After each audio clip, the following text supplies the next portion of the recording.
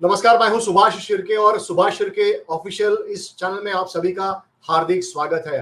आज हम बात करने जा रहे हैं महाराष्ट्र के प्याज किसानों के बारे में। बीजेपी ने चुनाव के दरमियान ही गुजरात के किसानों को प्याज निर्यात करने के लिए परमिशन दे दी, लेकिन महाराष्ट्र के किसान कई महीने से मांग कर रहे हैं कि उनका जो प्याज है वो निर्यात करने की उनको परमिशन दी जाए। देश का 40% प्याज अकेला महाराष्ट्र अभी जो परमिशन मिली है उसका फायदा किस किसानों को, किस राज्य को होगा, इसके बारे में बात करने के लिए हमारे साथ मौजूद है Ajit Shah ji, horticulture produce exporter association के प्रेसिडेंट है। नासिक से वो हमें जुड़ गए हैं। गणेश सावत जुड़ गए हैं। गणेश सावत वरिष्ठ पत्रकार है, वो भी नासिक से जुड़ गए हैं। पहले अजीत शाह जी हमें बताइए कि प्याज का निर्यात का जो नोटिफिकेशन निकला है उसके पीछे राज क्या है? ये जो क्वांटिटी निकला वो सिर्फ व्हाइट ऑनियन का है। मैक्सिमम व्हाइट ऑनियन होता है गुजरात में।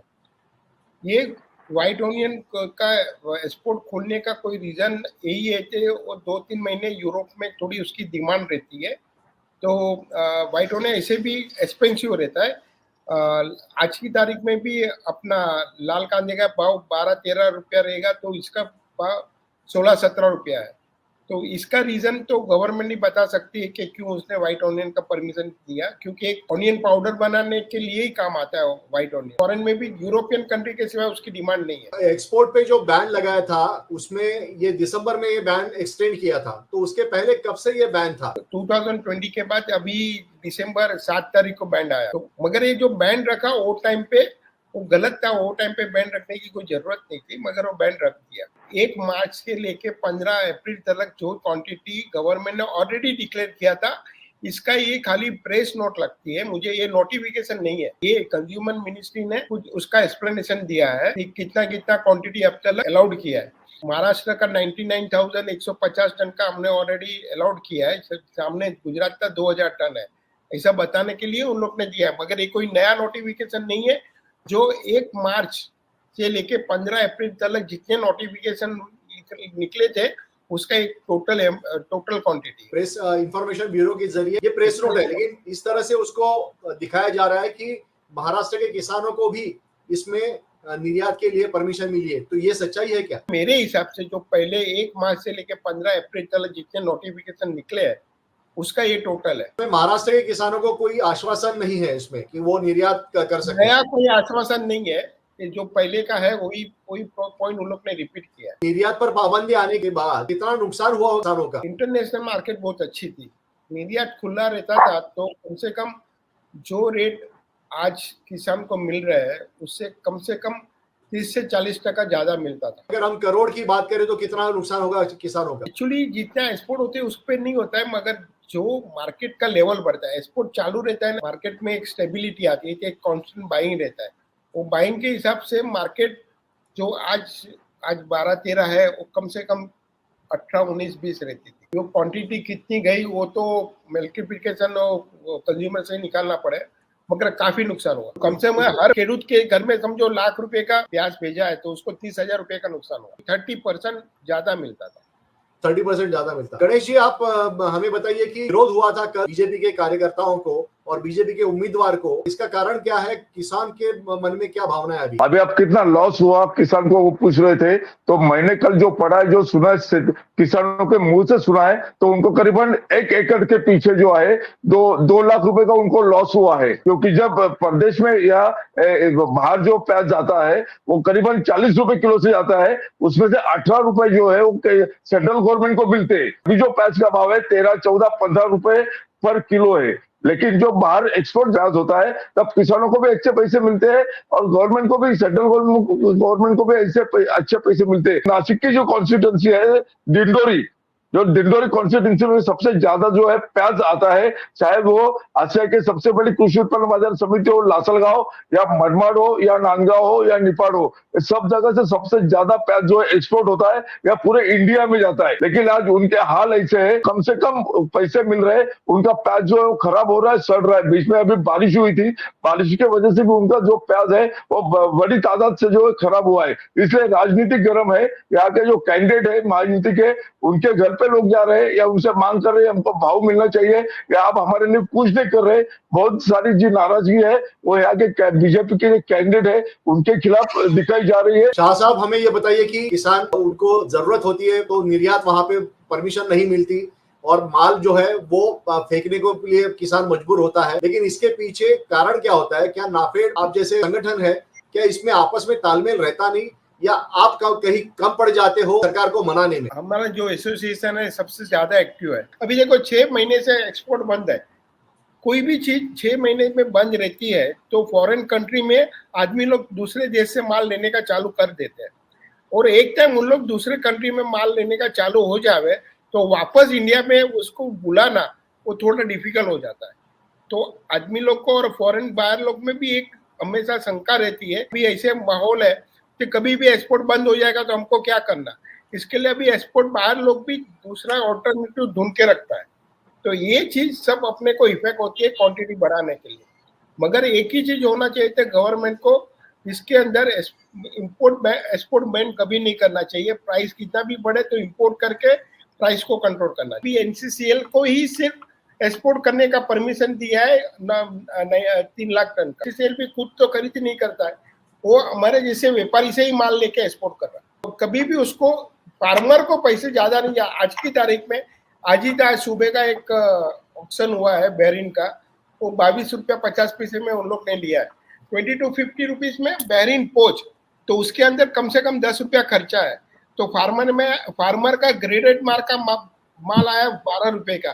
फार्मर के हाथ में 8 से 10 रुपए के ऊपर का पैसे नहीं आएगा। ये जो तरीका है एक्सपोर्ट करना और मोनोपोली रखना अपने हाथ में, उससे मार्केट में दाम अच्छे नहीं मिलते हैं। तो हमारा तो एक ही रिक्वेस्ट है, जो क्वांटिटी आप एनसीसीएल को दे रहे हो वो क्वांटिटी में हमारा प्राइवेट एक्सपोर्टर को भी दीजिए। जो एनसीसीएल के लिए आपने 3 लाख टन सेपरेट करके रखा है, वो 3 लाख टन में एनसीसीएल और प्राइवेट दोनों को एक्सपोर्ट करने के लिए परमिशन देनी। सरकार को प्रॉब्लम क्या है? बीजेपी सरकार हमेशा प्राइवेटाइजेशन को ज्यादा तवज्जो उसने दिया है। अदानी अंबानी इनको उन्होंने बड़ा किया है। तो छोटे किसान अगर या छोटे व्यापारी जो है वो अगर बड़े हो जाते हैं तो उसमें फायदा किसका होगा? तो उन लोग के मन में एक डर है कि एक्सपोर्ट खोल देंगे तो बाजार बहुत बढ़ जाएगी, मगर वो गलत उन लोग का सोच है कि अभी ये मई महीने के बाद नया प्याज कोई आने वाला नहीं है। वो प्याज अभी नवंबर महीने में नया हार्वेस्टिंग होगा, तब तक स्टॉक का माल ही जाएगा। अभी स्टॉक के माल में प्राइस नहीं मिलेगा तो नवंबर में कौन हार्वेस्टिंग करे, अपना कौन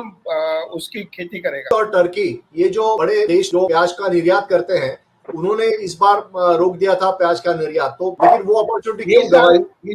ये साल इंटरनेशनल मार्केट इतनी अच्छी थी कि हम मेरे लाइफ में समझो 30 से 40 साल के अंदर इतनी अच्छी अपॉर्चुनिटी थी और किसान को अच्छे भाव मिलते थे और उससे किसान में एक लहर आती थी खुशी की, और फ्यूचर में प्याज की खेती अच्छी होती थी। गणेश जी, हमें बताइए, चुनाव का माहौल चल रहा है, प्याज के बारे में जो निर्यात महाराष्ट्र किसानों से हो, इसके लिए कोई मुद्दा है? वो सिर्फ विरोधी की जो पक्ष के लोग हैं उनके पास से ये मुद्दा है।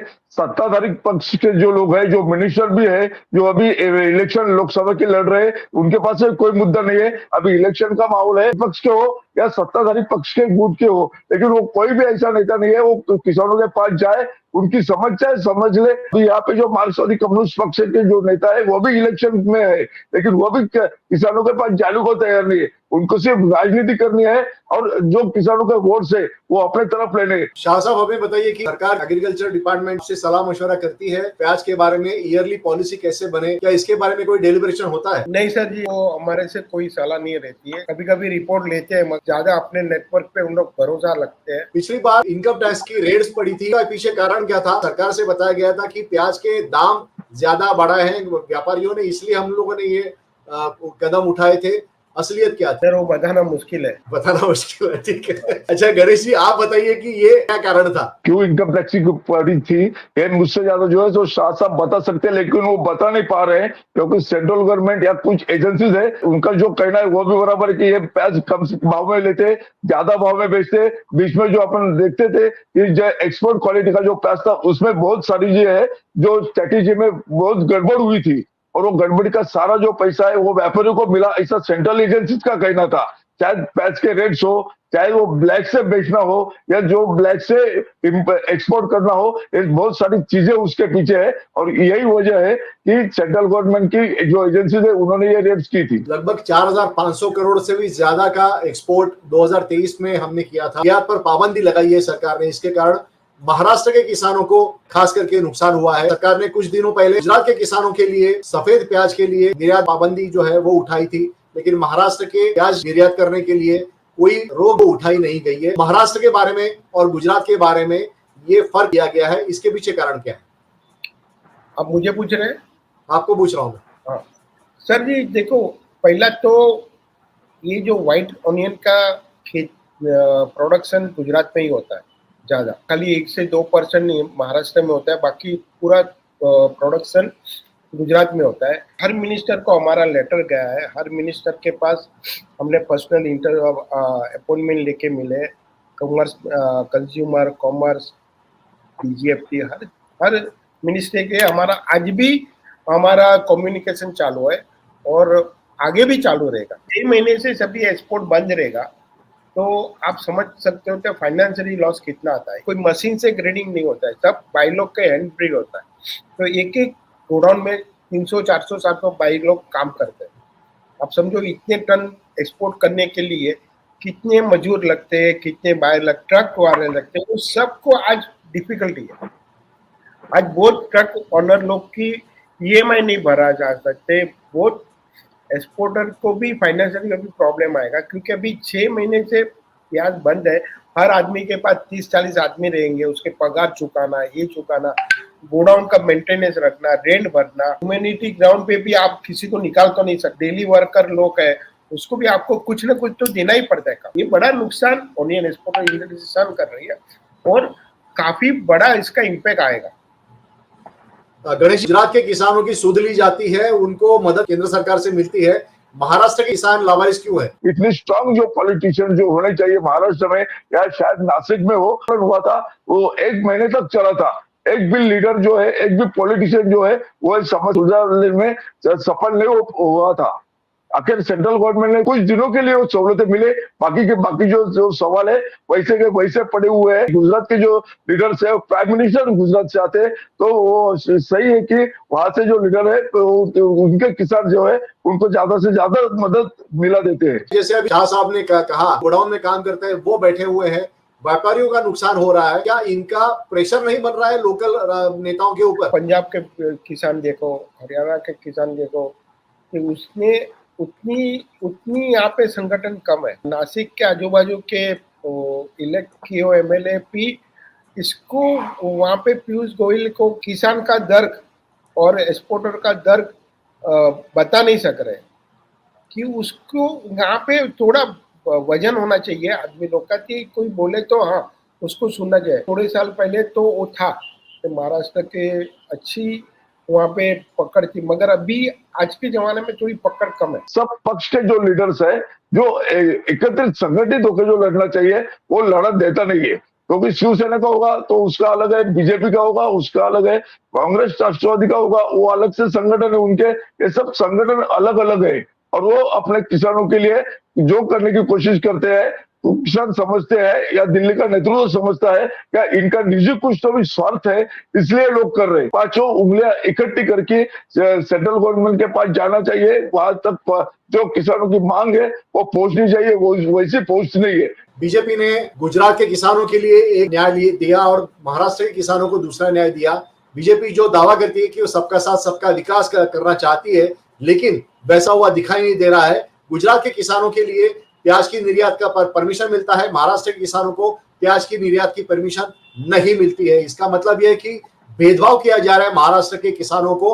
और ये जो बात है वो महाराष्ट्र के जो नेता है, पीयूष गोयल जैसे मंत्री है जो महाराष्ट्र से आते हैं और उत्तर मुंबई लोकसभा चुनाव क्षेत्र में वो लड़ रहे हैं, लेकिन उनको हम पूछेंगे जरूर, लेकिन लोगों ने भी उनको ये पूछना चाहिए कि महाराष्ट्र के किसानों के लिए वो क्या करने जा रहे हैं। अजीत शाह इस चर्चा में शामिल हुए, गणेश सावत आप चर्चा में शामिल हुए, आप सभी का धन्यवाद। मैं दर्शकों से विनती करूंगा कि आपको ये वीडियो कैसा लगा ये हमें जरूर बताइए, आलोचना कीजिए या सराहना कीजिए, लेकिन कमेंट जरूर कीजिए और हो सके तो इस चैनल को सब्सक्राइब कीजिए। धन्यवाद।